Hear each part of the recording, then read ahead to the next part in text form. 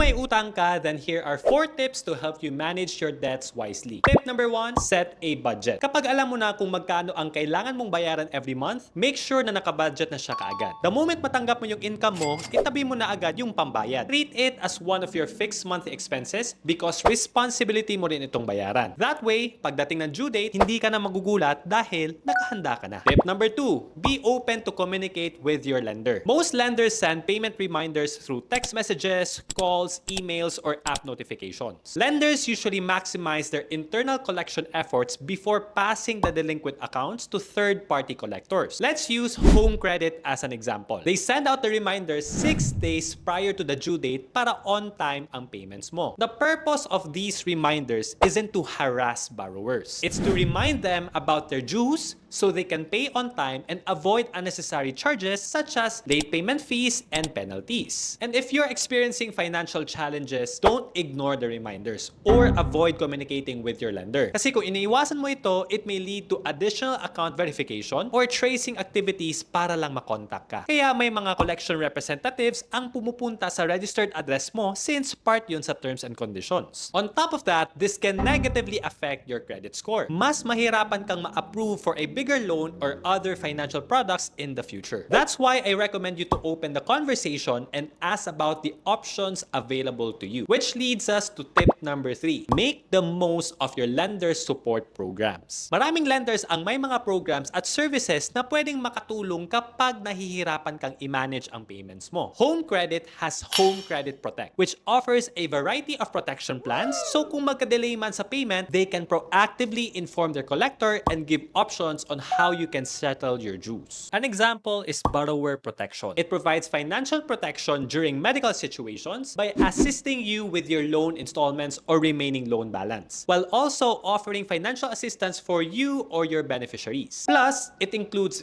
free unlimited online medical consultations, so you can easily speak with a doctor whenever you need to. Another is Loan Extra Care, a management plan for flexible repayment options like early repayment, due date changes, or payment holidays. These programs help you to manage your cash flow better and avoid unnecessary penalties. Tip number 4, prioritize paying your debts. If you receive extra income such as bonuses, commissions, or incentives, consider using a portion of it to reduce your outstanding balance. Even small additional payments can help you become debt-free sooner. And once you've paid off your debt, you will have more financial flexibility to focus on building your emergency fund, growing your investments, or saving for your future goals. Share this video if you find it helpful.